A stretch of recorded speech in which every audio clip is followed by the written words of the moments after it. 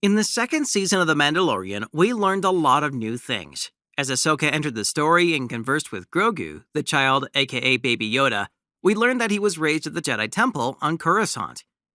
Many masters trained him over the years, and at the end of the Clone Wars, he was actually hidden. Now, as for him being hidden, I don't really know what that entails. Where was he hidden? Who hid him? Who found him after that? But what I can theorize on this video are his parents, and it all comes out from one little scene that you might not have noticed, in the last episode of The Mandalorian. Ashoka and Grogu were lost, and someone took their memory. It hints to us that there are people that could have taken him. Maybe Mace Windu, or maybe even Palpatine himself. During Ahsoka's explanation to Din over the moonlight, she tells him that she's only met one like him before, mentioning the name Yoda. And right here is where we can see Grogu actually look at Ahsoka at the sound of the name. It feels like he can recognize Yoda and knows who he is. Now, a lot of you might be thinking, well, hey, Ahsoka said that he was trained in the Jedi Temple by many masters over the years, up until the Clone Wars. So no doubt he knew who Yoda was. The Jedi Temple was huge, and during the time of the Clone Wars, there were tens of thousands of Jedi. Not to mention younglings and others who were actually at the temple that weren't a Jedi. I doubt they knew who every single person or master was. Now, of course, Grandmaster Yoda was galaxy famous, but the way Grogu looks at her when she says his name was like he recognized an old friend, or maybe a parent. And this is why I think there is a clear indication that Yoda could be the father. Now, Jedi are forbidden to have kids, and they're forbidden to form attachments.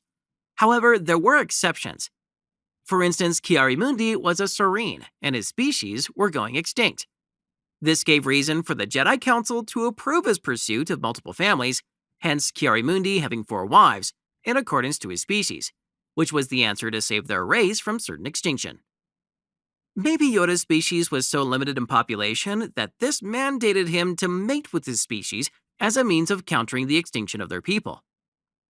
There was another one of these species on the council, a female named Yaddle. Now in Legends, I've made a video of this 3 years ago. Her story was cut short as she took her own life to save Anakin's. Now, in Legends, Yaddle actually saved millions of people and primarily Anakin's life. Her demise can be read in the old Legends book, Jedi Quest Shadow Trap, which takes place about 7 years after the Phantom Menace, or roughly 3 years before Attack of the Clones. What happened was Yaddle, Obi-Wan, and Anakin went to the war-torn world of Mawan on a diplomatic effort which ended up in stopping a massive bioweapon. Our story begins just as they finally got their hands on this weapon, and Yaddle takes it into her possession atop a giant skyscraper. Here we go. Yaddle hung above Anakin, above the tallest building of Natan, the Force holding her temporarily aloft. She held a silver canister against her chest. "No!" Anakin shouted, but he could already feel it. Yaddle was drawing in a great net of the Force she had created, drawing it around her so tightly and fiercely that Anakin fell to his knees. He had never felt the Force move like this. He couldn't speak or move. From far below, Granta detonated the explosives. Anakin heard a sharp sound. The Force grew until Anakin was dazzled. Instead of exploding, the canister imploded, and Yaddle drew in the toxic gas and the explosive power in absorbing it into her body. Then she simply disappeared. A shower of light particles swirled in the air, then evaporated. Anakin's face was wet, tears flowed, and he did not feel them.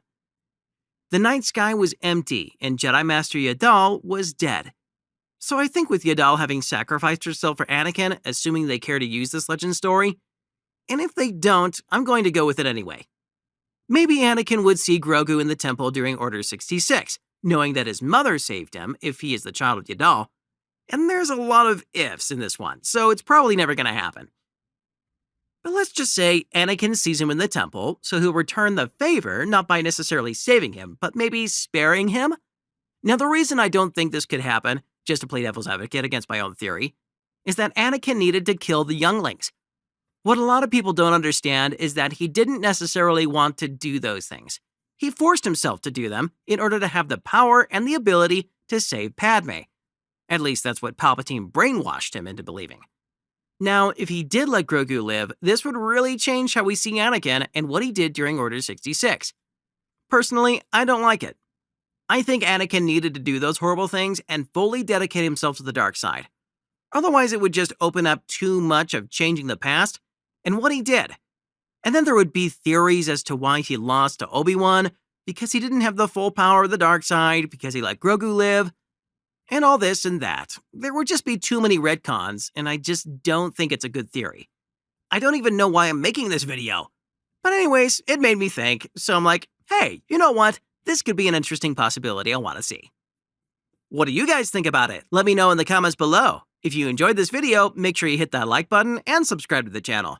Thanks for watching, and I will catch you in the next one. May the Force be with you.